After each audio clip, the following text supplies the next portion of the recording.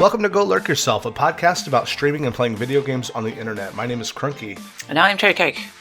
Today we're going to talk about the new release Cadence of Hyrule, and also its spiritual, what do you call that, precursor, Crypt of the Necrodancer, made by the same company that made Cadence of Hyrule. And hang on, no, you've got that the wrong way around. Crypt of the Necrodancer came first. Oh, I thought that's what I said. No, you said Cadence of Hyrule. From the makers of Cadence of Hyrule. Oh, for the makers of Crypt of the Necrodancer, we're going to talk about Cadence of Hyrule and their original game, Crypt of the Necrodancer. We got there. Sorry about that. But we're also going to compare and contrast them. Cherry played Crypt of the Necrodancer recently. I've been playing Cadence of Hyrule, and we're going to crack that egg open and see what makes it tick. But before that, we're going to talk about what we've been playing lately, other than those two games. Cherry? Yeah. I mentioned the past couple of episodes I think that we've done on the podcast. I've been playing Final Fantasy VII, and I managed to finish it this previous week. Whoa! Yeah, and I think I probably mentioned to you off stream that it's a really different experience when you're playing it when you're older, and for maybe the second, possibly third time through. Mm-hmm. It's you kind of, well, for me at least, I paid more attention to the story. Like I was saying when I did the solo podcast, like it's quite nice to have that maturity now where I can sit down and read dialogue without having to blaze through it, just get to the actiony parts. So that went away from you as you got older, because I was doing that last night. The game I was playing, it's like, Jesus, there's so many words in this game. I'm here to play a video game, not read a book. No, the thing is, there's something like very nostalgic to be playing Final Fantasy VII, which I did talk about when I did the solo, and probably last week as well. It's something that's very dear to me. And I love the characters, I love the story, I love the whole game itself. The battles are great, the enemies are great, and I'm not really one usually for dialogue heavy games, but something just clicks with me when I play a Final Fantasy 7. Well, 7 at least, but a lot of the Final Fantasies at least do have that kind of resonance with me. But yeah, I was really glad for finishing it, but there's always that pang of sadness that you get when you finish a really great game. That was still there then. It wasn't like you were like, sometimes when I play a retro game and I set out to finish it, I'm just like, okay, I got through all the shitty parts, now I'm done. Thank God it's behind me. No, I did mention before as well, the good thing about the port that they've given to the Switch is that they have the options of having a triple speed. You can have no random encounters, and you can have your limit breaks all the time during battles. So it does help to speed things up if you're in a particular area and you're just kind of wandering around and not really knowing where to go, because Final Fantasy does have that tendency to do that. It's not entirely clear on where it wants you to go sometimes. So if you're fed up of just like wandering around on the world map and just having to come across battles constantly, it's nice to have that option to turn them off and explore at your own pace. Yeah, that's true. That's a good call. I mean, it's nice when they take an older game and they cut out some of the frustrating parts or let you speed past it. And yeah. The other thing, actually, just to interrupt, what I was thinking about when I was playing through it and I was activating these things, I was wondering if they're going to integrate that into the Final Fantasy VIII one as well. Oh, yeah. You would hope, because they're not doing a remake on that. They're just doing a remaster. A remaster, right? Yeah. I don't know if they've done it with 9 either. Yeah. So if not, then I can't imagine it would. I don't know. Yeah, it seems to me like, because the one you played was a remaster as well, or was it because the remake's not out yet, right? That's the modern looking one that's coming out next year. I don't particularly think it was even a remaster, Crunk. I think it was just a port. Oh, okay, so they just like tweaked a little bit of the port. That's cool. I think so. Well, yeah. Maybe they'll do that kind of stuff with 8. That would be fun. Yeah. Did you still cry when what's her name died? Oh God. I don't even know her name. I've never played 7. I'm gonna play the remake for my first one. Yeah. Ares, or if you're, I think in America it's Aerith, which always bugs me. This is the hill I die on. Yeah. I mentioned in my episode that Ares dies really early on, and I forget how close to the beginning of the game she actually dies. It's really surprising how attached you can get to a character in such a short amount of time. And a good game does that very well. Yeah, but she kind of is always like a presence within the game itself, but she's not actually physically there. So, yes, I didn't shed a tear, but a definite wealth of sadness overcame me when that happened. But it's because I knew that was going to happen anyway. So replaying the original again on the Switch, you said has been pretty good, right? How many hours do you think it took you? There's actually an in-game counter, wow. which my Switch is over on my bed and I can't reach. But I think it was around about 30 hours that I had in that. That's not bad for a JRPG like Final Fantasy. And that was with like skipping, some of the more boring. Well, I won't say more boring, but more tedious areas as well. Yeah. The thing that you go explore when you first play through it, and then you realize that it wasn't really fruitful, so you skip it the next time. Yeah. Well, I think we would be remiss in talking about Final Fantasy VII without talking about the news this week. Have you heard about this? Oh, no, enlighten me. What news is this? I don't know Final Fantasy VII. I don't have a dog in this race, but it kind of made the news everywhere. They are the artists have at Square during the Final Fantasy remake sent out a note about there's a character named, I think her name is Tifa. Is that right? Yeah, Tifa. Yeah. Do you know where this is going? I think I saw this on Twitter, and I think they made their ethics department made them reduce her breast size for the remake. But. No, I'm not being funny, right? Have you seen the footage from the remake and the size of them anyway? They claim that is a B cup. That is not a B cup. My God, it's like they've never seen a woman before. Right. It just cracks me up that, like, not just that. It's funny on itself that Square Enix has basically an ethics department that said, hey, this is not ethically right. I mean, it's good that they're concerned about their fans. Don't get me wrong. Yeah. Young, impressionable people, they need to have realistic standards. But it's also funny that like all the sweaty neckbeards that are raging about it on Twitter and on the internet, they're like, this is the hill I'm going to die on because so-and-so's boobs got shrank for the remake. It's like, Jesus Christ.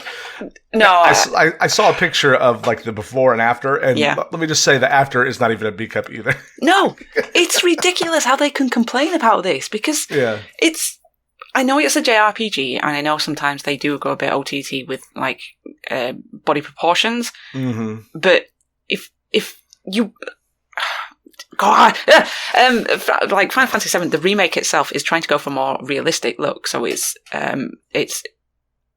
a lot better than what the original one was because Tifa had pointy boobs anyway. They were just like polygon pyramids. Yeah, they were Tomb Raider style. But if you want to go for a more realistic style to it, you have to have some of the body proportions correct. And while Tifa's boobs are not probably what they were like in the original, they're in proportion to her body. Yeah. Like, you can't make them bigger because it would just be ridiculous. She would get so much grief. She's stick thin to begin with. Like, she's very, like, a skinny girl. And to make them bigger than what they are, you would just laugh because you would not be able to fight with them.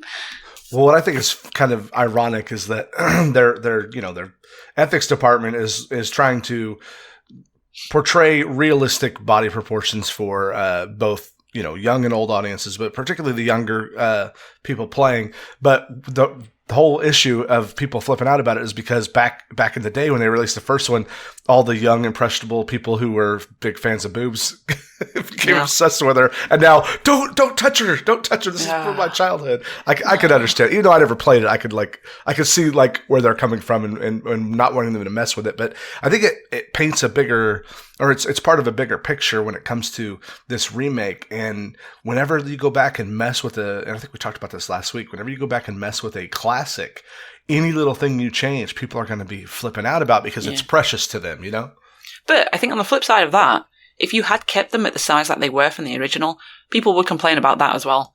So I think absolutely, it's one of those situations where you can't do right from wrong. But I'm glad that they have decided to reduce, in quotation marks, her breast size, because I would be in the camp of if they were massive, I'd be a little bit disappointed, I think, more than anything. So who's the giant mountain of a man that's in the party? That is with the gun arm? I don't know specifics. I just know that there's a very unrealistically giant, muscular guy who cannot possibly be that strong. Yeah, that's. I wonder if Barrett. they can reduce him down. That's Barrett. Yeah. Because the old ones was more cartoonish looking, so like extreme proportions are kind of expected as a style. I get that. Yeah, but yeah. I don't have a dog in this fight. I'm gonna play the remake. Really, the first time I ever play it. The first time I ever finish it, because I tried to play it on PC maybe 2 years ago, and I found its age prohibitive. Like I just didn't have the time to like sink into something that's going to take me 30 hours just to get through one part. I can definitely see, for those that haven't played the original when they were young, going back to the original now would probably be a big task. And probably just best to wait for the remake.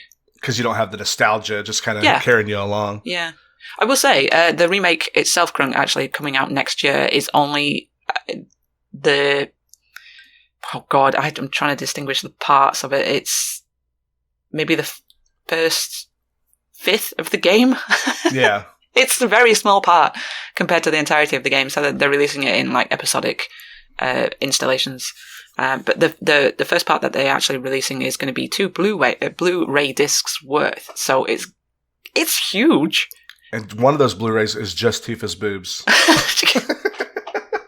That's why they had to They had to shrink them down. Otherwise, it'd have been 3 Blu-rays. Yeah, it's precisely that. Yeah. God damn it. Well, that sounds like you've had a good time playing that. The game that I've been recently playing this week, I think on Thursday or Friday it released. It was the... let me make sure I get this name right.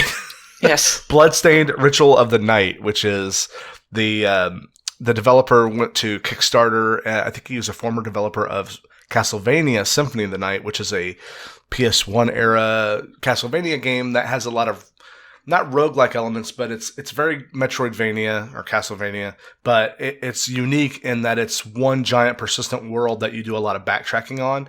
Most of the Castlevanias I played before that were, here's level 1, get to the end. Here's level 2, get to the end. They did branch out with Castlevania 2 on the NES to have like a world that you had, but it was all side scroller, back and forth, and an overworld and underworld.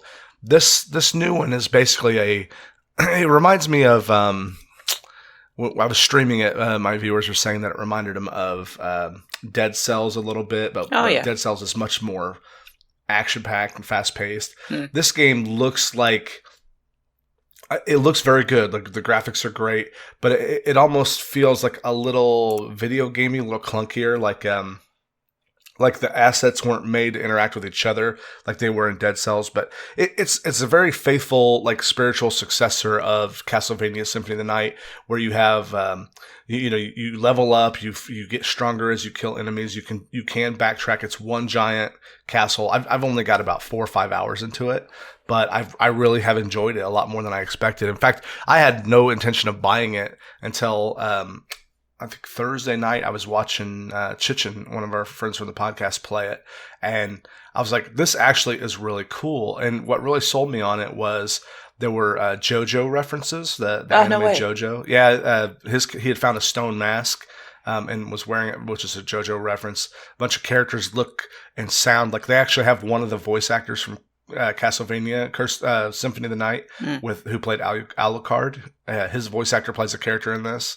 And there was he was down in an area and he found Shovel Knight. Shovel Knight was running around like a 3D realistic Shovel Knight. And when he killed Shovel Knight, who was just a regular enemy running around the castle, he got an item that he could put on and become Shovel Knight and do the down stab. And I was like, okay, there's a lot of TLC in this game if they're putting shit like that in there. Yeah. So I got it. I played it, and it's pretty simple combat, but there are weapon upgrades you can find, so you can get all different types of weapons, and then they're called shard binders. This woman is like part demon, your main character. And when she gets these shards, she like crams them into her chest, like stabs herself with them, and gains their abilities. Ah. So you have all these spells you can use, like directional spells you can shoot out, ones you can throw. So the combat is varied like a lot. Like in the first hour, I found 10 maybe different spells you could use, and you can only have 1 or 2 equipped at a time so far. It looks like there's slots for more later, but I haven't got that far yet.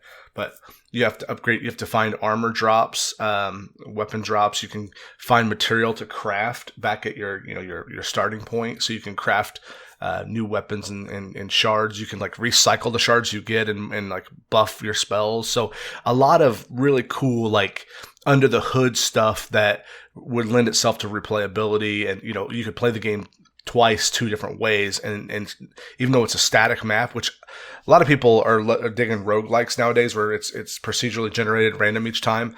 But I've maybe it's because I grew up with them, but I find that a static map can be a more rewarding experience because a human being made that to be found a certain way, and they put their little touches on it. And I love discovering those things.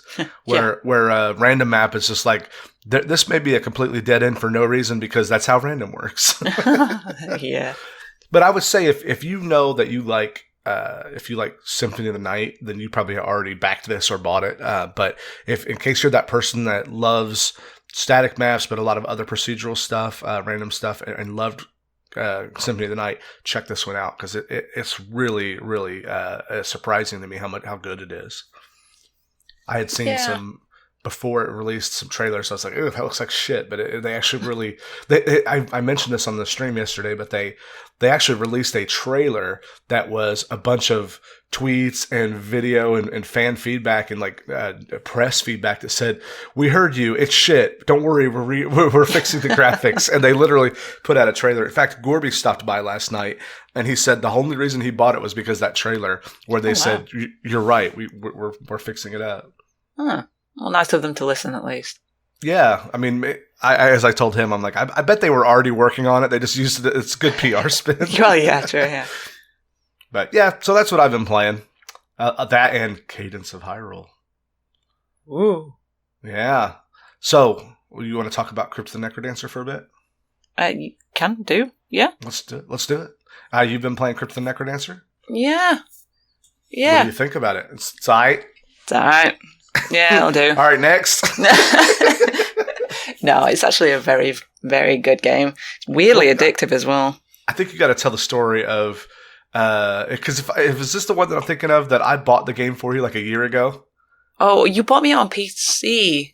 I bought it for you on PC. I'm like, hey, you gotta give this game a try. It's really like because it's been out for a couple of years now, and I go, this is a game that I played like crazy for like 2 weeks, even before I streamed. So it's got to be older than 2 years now. 2015, this got released. It's 4 years ago. I said this is like a really cool. And what I liked about it at the time was that it was like unlike anything I've ever played before. It's a dance game roguelike, and basically, I don't want to steal your thunder of what made you come around and give this game a try, other than Cadence of Hyrule being announced. But you going to tell them what got you excited about this game? Weirdly, I guess not weirdly, but the soundtrack was the first thing that I ever heard or knew anything about Crypt of the Necrodancer. I completely forgot that you had gifted me this, and I don't know why I decided to listen to the soundtrack. It may have been you that mentioned it, but yeah, I honestly can't remember. But yeah, I was streaming something, and I think I was telling Vox about, we were talking about music, and I said, when it comes to game soundtracks, you got to try Crypt of the Necrodancer, and then I streamed it, and I think Vox or Zerk both bought it or got it that night. Yeah, I think I've said this before. I think when we talked about it, but if nothing else, just buy it for the soundtrack because it's ridiculously good. Mm-hmm. And how often do you play a game where you play it and you go, this doesn't remind me of anything I've ever played before. This is a new thing. Yeah. That's what made it special. And I think that's why Nintendo reached out to them, because they were like, hey, these guys aren't just inventing games, they're inventing game genres. Yeah. Yeah, it's really unique in the gameplay, like what it brings anyway. So yeah, I bought it for the Switch actually because I think it was on offer because of Cadence of Hyrule coming out, and it was like about £3, so it was like dirt cheap. So I thought cheaper than a cup of coffee in some places. Yeah. Yes. I'll buy it and I'll give it a try because I know the soundtrack. Some of it is on my iPod at the moment, and I listen to it while I'm at work. So I know how good the soundtrack is. So I said, if for nothing else, just buy it so you can listen to it. And then when I started playing it, it's an experience to begin with. At least it's rather difficult to get into. I spoke to you about it after I put it down for the first time, and I was like, oh, it's kind of hard. I don't know if I like it or not. It sounds great. The music's great on it, but gameplay-wise, it's might be a little bit too difficult for what I want. And then you suggested just try to play it in like short spurts, or like do a level or 2 levels, or get so many things within a level and just put it down and then go back to it. And I did that. And then for some reason, I don't know why this happened, but then I think I got this like 3 days ago, and then the day after I got it, I picked it back up, and something just clicked. Mm-hmm. And then I started playing it. I was like, oh my god, this is actually ridiculously good. And so I mentioned this when we were talking the other day, but I play, for those who don't know, I'm a musician. I play in like cover bands on the weekends and stuff. And there is something about the human brain and music that you'll try something, whether it's learning an instrument or whether it's learning to sing or learning a beat or something like that. And this game really plays on that, I think, this and Cadence, and that your brain needs like time after you expose yourself to it to like wire the connections up to understand it. It's something funny like that. And it reminds me of learning. And I'll be playing when I was younger and first learning guitar. I would try like as hard as I could to play something. I just couldn't get it. I would put it away for a day, and I'd come back to the next day, and it just all of a sudden it's there. And Crypt the Necrodancer does that. And so does Cadence. Like, I play it, I'm like, I can't get the stupid dance down right. Why is this not working? And this is annoying and frustrating, especially if you're streaming it. You're like, because then you're failing in front of everybody that's watching, and you feel like a total idiot. You suck. You've got no rhythm. Yeah. But then the next day you're like, how is I having difficulty with this? This is easy. The good thing about it, though, when I was playing it, you start off very basic. You have this one area that you go to, and it begins you in zone 1, I think it's called. Mm-hmm. And you start off and you encounter enemies on the beat and different enemies throughout the levels. And you discover these people that are in the levels themselves. You can unlock them by going and discovering a key to unlock the little caves that they're in. And what happens is these people that you rescue end up on the overworld, and they provide different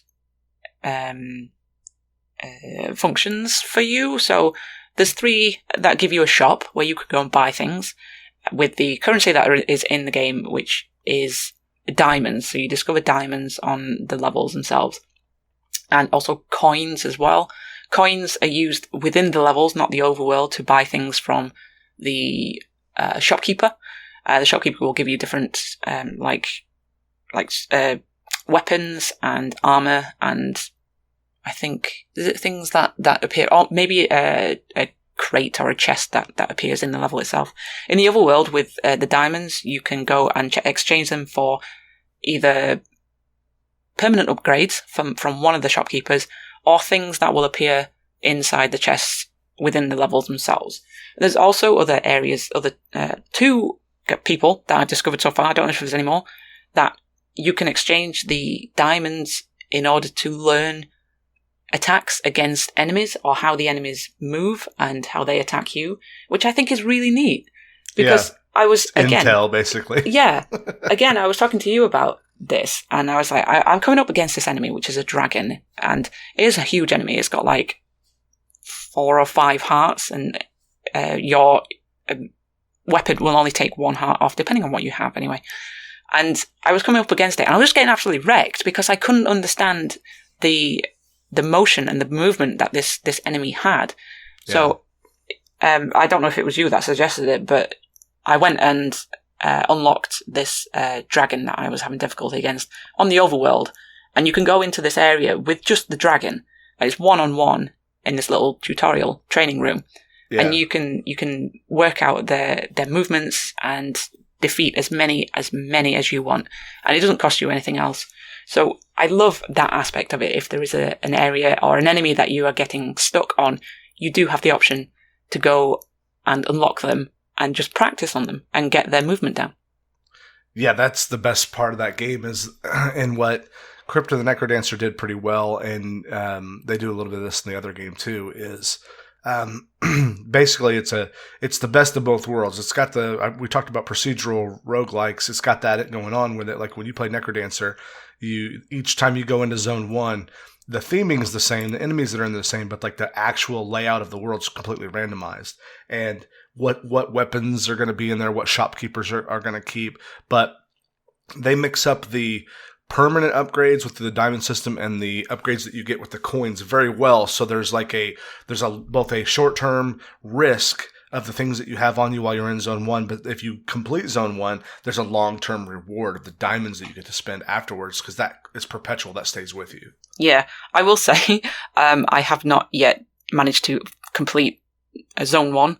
Because that's difficult. I mean, it's actually very difficult because the things that you upgrade on in that game are your person, your weapon, your armor, your abilities, but also your memory of like you said, the dragon. That's why they gave you that room, because you don't always get a dragon in zone 1, right? No, there's sometimes it'll be the bull guy that like just storms into a wall. Yeah, the Minotaur guy, yeah. The Minotaur, yeah, he basically... But again, yeah, what you were just going to say then, like, I was coming up against this Minotaur, and I did not understand what his attacks was, or his movement were, and you, immediately when you said, he just runs in a straight line after he's seen you, and runs into a wall, and you attack him, I was like, why did that not click? My head could not understand that.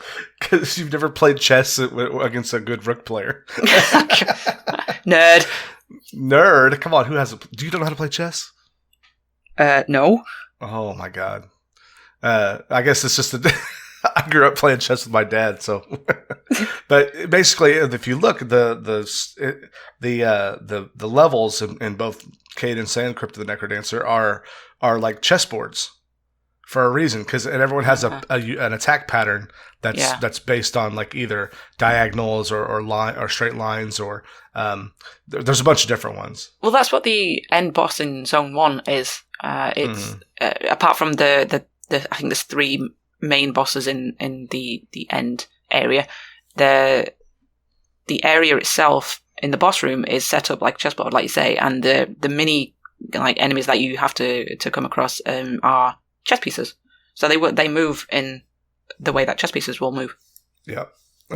So I haven't played Crypt in a long time. Well, for any length of time. I played it on stream the other day, and it's funny because just like a musical instrument, it had been so long since I played it that it was actually like I had to knock the rust off a little bit to figure out how to move again. Because I got to when I played it, I got to the end of Zone 3, and I just started Zone 4 when whatever the new game came along that I switched over to. But it's a lot of fun, and this is going to crack you up, but I was playing it. This is back when the Steam Link came out. Do you know what that is? That little set-top box you can hook up to your computer. I was playing Crypt of the Necrodancer downstairs in my living room through the Steam Link, but my computer was upstairs, and I was going over Wi-Fi.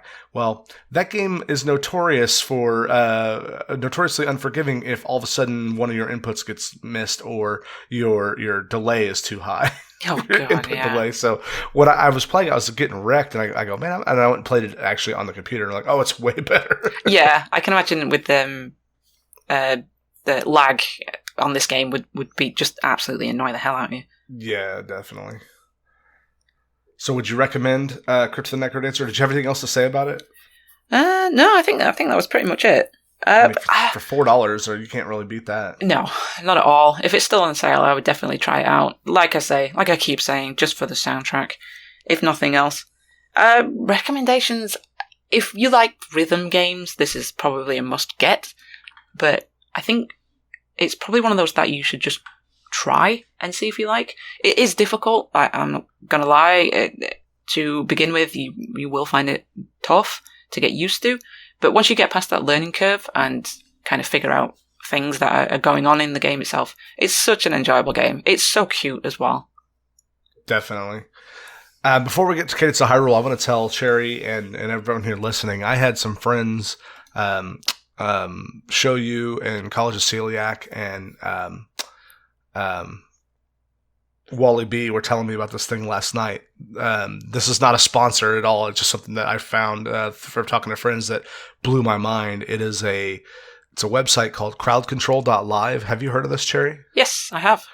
I had no idea this existed, but basically there's like Twitch integration for Dark Souls, Mega Man, Pokemon, Super Mario Brothers 3, Metroid, Mario 64, Mega Man, SimCity, Super Mario 64 randomizer, and the Link to the Past randomizer, and also Super Mario World for SNES that allows your Twitch viewers to like interact with you while you're playing. Like Hikaru said, Shoyu said that in Zelda Link to the Past randomizer, if somebody donates whatever threshold bits you set it, they can send like a flock of bees after you. Yeah, it's crazy. I didn't know you had heard of that. Have you tried it? I haven't, no, but I'm a big Mario Maker fan, and some of the streamers that I follow are involved with crowd control as well. Okay. And it's also mentioned, I think, Warp World have a podcast as well. So Grand Pooh Bear is, I think, involved with that as well. Okay. But yeah, it's a really, really cool thing that they've managed to do, and I have seen it in action. I think I watched a streamer called Xwater do it as well, because he's a big Mario streamer and speedrunner as well. Oh, okay. It's really fun. Like, some of the stuff that you can do to them is just, it absolutely just dicks you over. Oh, I'm just now reading right here that as a standard for Twitch extensions, streamers keep 80% of the bits. So someone's taking 20% of the bits that you get as a streamer. But hell, if it sparks enough, if it's fun for the viewers and fun for you, then it's probably worth that.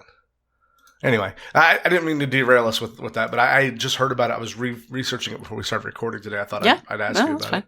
Have you actually watched a streamer who used it? Yeah. Oh, okay. Was it fun to watch and do? You're like, yeah. I literally just said that. Oh, I'm sorry. You weren't listening, were you? I may have been reading. Sorry. Yeah. Okay, so Cadence of Hyrule, the other rhythm game that came out, about 3 weeks ago now? 2 weeks ago? Yes. Seems like about last week. So, as someone who played Crypt of the Necrodancer quite a bit back when it was released in 2015, I was really excited when I heard the news that. I was surprised too. Like, Nintendo just said, "Hey, small indie developer, do you want to come and take the reins of one of our biggest franchises and make your own version of it?" And it blew my mind. It also is going to set a precedent for every indie developer to be just banging down the door at Nintendo. It's so out of the blue, isn't it? It is. It's so un-Nintendo-like. I may have told you this the other. I think we may have talked about this the other day, Cherry, offline, but. The guys who made Cuphead approached Nintendo. Yeah. They want to make a hand-drawn animated game of Zelda now. Oh, man. And those are just the ones we've heard about. I'm sure there's probably tons of other ones. But yeah. But it's nice, though. It's nice that this is potentially a doorway to bring different things to Nintendo, but include Nintendo, high-profile games within there. So it's nice, yeah. It's cool because Nintendo is pretty strict about like fan games and people who publish something that it has Nintendo characters in it but is not licensed by them. They will shut that down. I want to know what tipped the scale on this then. What do you mean? Like, on Cadence? Cadence of Hyrule, yeah. What was it that they convinced them so much in order to let them use Link and Zelda? I've not seen that they needed convincing. What I've read was Nintendo reached out to them after playing their game. So they played Cadence and saw something that was interesting, or not Cadence, but Crypt. Yeah. And saw something that was interesting and different and said, we want to work with these guys. I wonder if they'd be open to it. And clearly they were. Mm.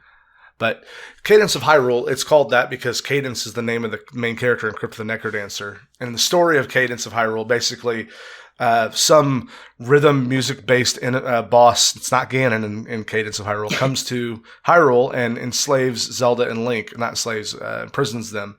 And Cadence gets sucked through a portal with her shovel and basically starts out on a quest. And right at the beginning, you have to pick whether you want to save Zelda or Link first. Oh, wow. Yeah, in my playthrough, I was like, I want to play as Zelda.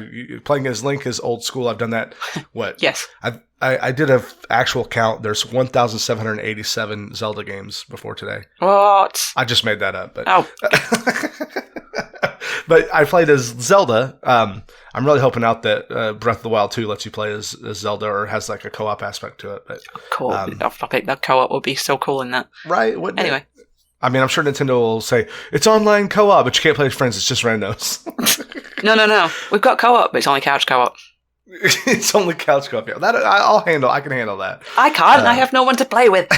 Your sister, she plays video games. Yeah, it takes a lot of Maybe not persuading. that kind of game.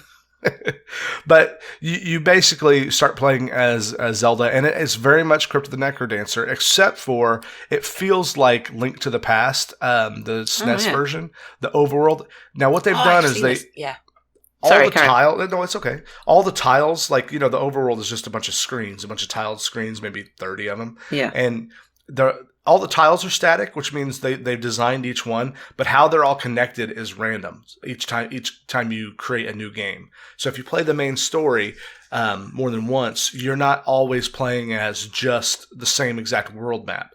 All the tiles are the same, but like the gates that you open up and like the underworld stuff that you see is all randomized. So it's a little bit of the best of both worlds. I was talking earlier about how I prefer a static world because you've got that human touch of the designer feel that someone made this world specifically to be played a certain way. Yeah. Well, you have that miniaturized in little pockets. Each tile and each underworld area, cave or shopkeeper or whatever is all handcrafted, but then where they are connected to each other is all mixed up. And I thought that was I'm sure they're not the first to do it, but this is the first time I've noticed it as being a design decision. So it's got the same amazing production quality and the music. Like all the songs are upbeat and catchy. They're all Zelda tunes, so you know and love them already. Yeah, I've heard some of the soundtrack. Yeah, okay. Not all of it, but definitely the standout one is the Gerudo one. Mm-hmm. Because definitely, it's that is an absolute tune. Like the Spanish guitar little stuff. Yeah. But to begin with, the Gerudo tune is fabulous anyway. But for them to expand on it on Cadence of Hyrule is great. And that's exactly what they've done. They've taken like everything that you love about the Necrodancer. I just realized that in our voice chat, your name is Necrodancing. Yes. All the things that you love about Necrodancer's soundtrack, it's got a really good beat. It's got really good production values. It's synthy a little bit. Yeah. They've taken that formula, like all the formula, and they've just said they've reproduced Zelda songs in that style, and it's amazing. It's it's really cool because like you'll just hear Crypt of the Necrodancer tune, and then all of a sudden it'll just meld into some Zelda song. Exactly. It's really well done. So, that's a very good point because they didn't just take Crypt of the Necrodancer and put Zelda characters in it. No. They actually blended the traditional overworld Zelda formula. You got to have bombs. You got to have a bow and arrow. You got to have this key to get into this item. And they've done that same thing that Crypt of the Necrodancer did, but I'd say even a little bit more forgiving of having items that you permanently unlock and items that are like use what do you call it? Limited use. So you can get like a candle, like a lighter to burn like stumps, and it has a set amount of fuel. So once you use it up, it's gone until you find another one. Those single use things or limited use things, if you die, you lose your coins and you lose your single use items like that. However, if you find armor or a new weapon, you keep that through death. The diamonds that you get to buy that stuff, you keep through death. So it's just enough of a risk that it makes death meaningful and something to be avoided. And but you don't like lose everything and start from scratch. Yeah. Which it's sort of like Crypt of the Necrodancer. The default loadout you get is very difficult to go anywhere. And because it's random, you can go 2 screens to the right and run into like really hard area, like 15 monsters on there that you have no business beating. So I'm really impressed by it. I didn't actually get to the final boss yet. I didn't have enough time this weekend to play it, probably because I bought that Bloodstain Curse of the Moon or whatever it's called. Because you haven't got enough games to play. I know, right? I was like, I really need to play Crypt of the Necrodancer tonight, and I'm like, but new game though. But I really enjoyed it. I would say if you like Crypt of the Necrodancer or rhythm games and you like Zelda, that it's absolutely, you probably already have it, but it's it has the Zelda touch, and it has the Crypt of Necrodancer stuff that makes it special, and the perfect blend of both. It's very unusual that a game comes out, and this is one of the reasons I didn't get a ton of time into it. Is the first 2 hours I played it, I had a broken left Joy-Con on my Switch. Yeah.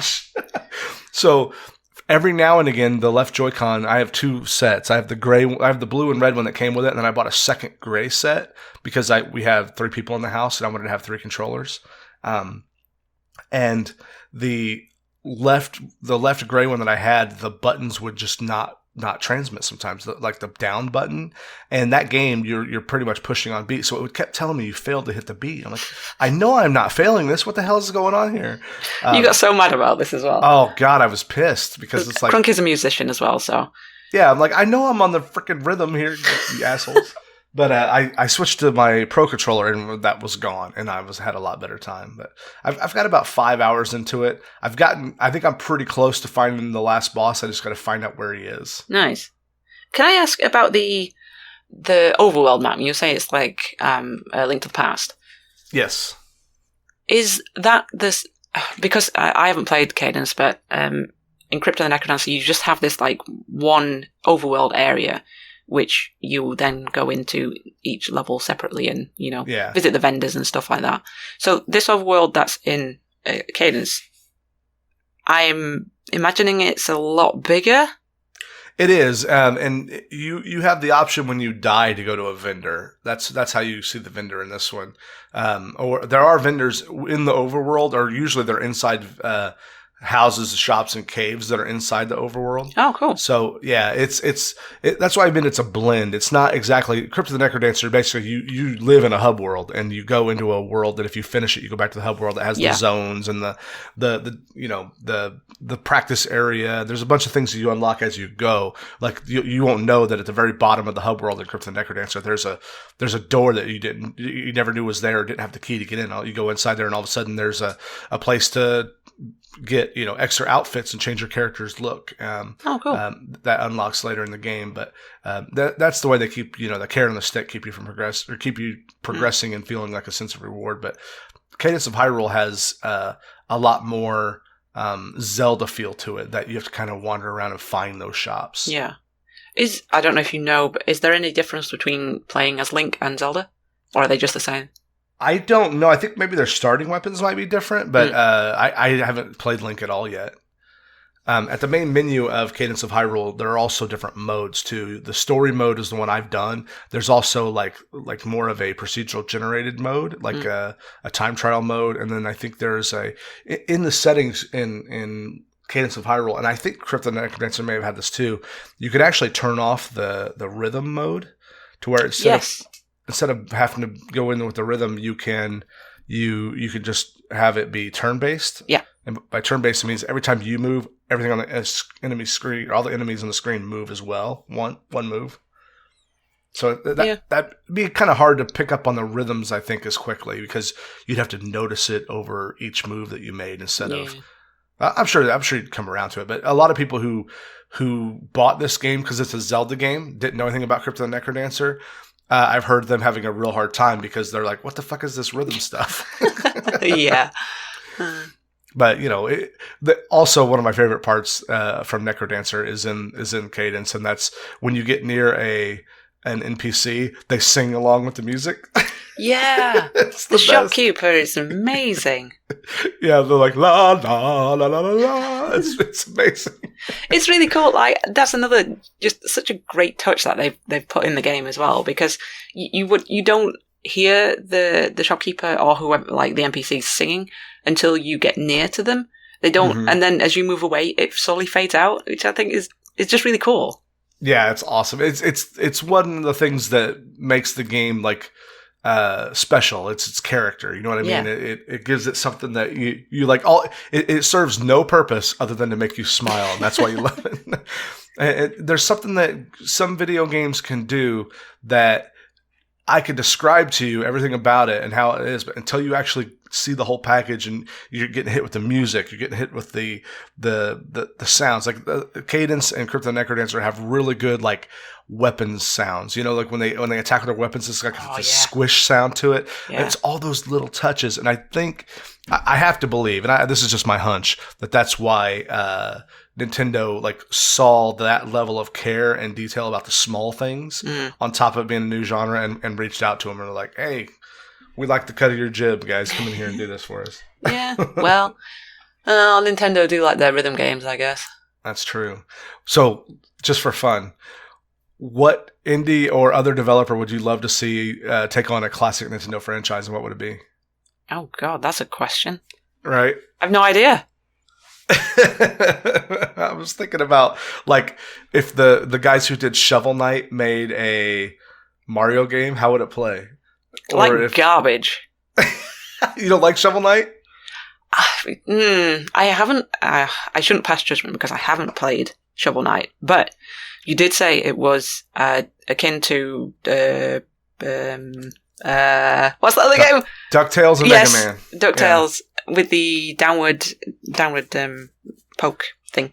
Yeah, that's just Shovel Knight's campaign. There's three other campaigns that play differently, but yeah, I absolutely love those. But they play more. They have the DuckTales downward attack, but they also have front attacks and other item upgrades in Shovel Knight. But the world setup and how you fight a boss at the end of each one is more like Mega Man, classic Mega Man. Oh, see, I'm not a massive fan of Mega Man either. Yeah, it's okay. You can like. You can not like great games. It's okay. I knew what you were trying to say. But can you think of one like a game that indie developer like? What's your one of your favorite indie games? Is probably Hollow Knight, right? Yeah. What Nintendo franchise would you like to see them get their hands on? I mean, the obvious is Metroid, right? Sure. Because it plays like a Metroid game anyway, but with more 2D or more classic. Controls. Yeah. No, there's a lot of jumping and stuff in that game, a lot of dashing and things. Yeah. What was that crazy ass hall in Hollow Knight you played where you had to like do the perfect platforming? Oh, the Path of Pain. Yeah. Path of Pain, yeah. God, I've never seen anything like that in a Metroid game. Yeah, I doubt you'll see that anywhere else either. But that's what made Hollow Knight great. Was that it was sort of like Cadence of Hyrule, Crypt and Necrodancer, in that it had like every aspect of the game was really well polished and great. Yeah, which is why I can't wait until the Silk Song comes out. But yeah, we've still not got a release date for that yet, unfortunately. When it's ready, Cherry, when it's ready. Yeah, I'll be happy to wait for it. Well, if you guys are listening to this podcast and you have an idea of the perfect match of classic game, classic Nintendo franchise being helmed by a indie developer, tweet it at us. Yeah, do. Or jump in the Discord, or either one of our Discords. We both have a Discord as well. Yeah. We should probably set up one for the podcast, huh? It's another Discord to keep an eye on. We'll talk about this off podcast, yeah. I'll tell you no later. That's a no. Yeah, you don't have to convince me of no. Managing one is bad enough, but yeah. Well, I think that's about enough for this week. What do you think, Cherry? Yeah. I think that's good. Yeah. All right. Well, you guys can find me on Twitter at CrunkyTTV or on Twitch at twitch.tv/Crunky. Both of those with 2 N's. How about you, Cherry? If you want to grab me on Twitter, I am at CherryCake518 and soon to return to Twitch. That's twitch.tv/CherryCakeTV. Oh, yeah. We got to do a big shout out for Mario Maker 2 comes out on Friday the 28th? 28th? Yep. And are you going to stream that day or the next day, or do you have a schedule yet? I'll be on Saturday. I'll be on the day after. Yeah, because I really want to dive into it and see all the things it has to offer. And I won't get a chance on Friday because I work late. So Saturday it is. So you're not going to play it off stream first. You're going to do the first stream Saturday with the new content. I will try my darndest not to be tempted by it. So she's going to come home and be exhausted from work Friday night, play Mario Maker 2 all night, and then cancel her stream on Saturday because she didn't get any sleep. Exactly that, yeah. Stream overnight. No, I'd be far too tired.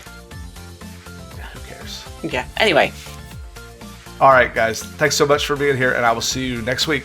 Bye. Bye.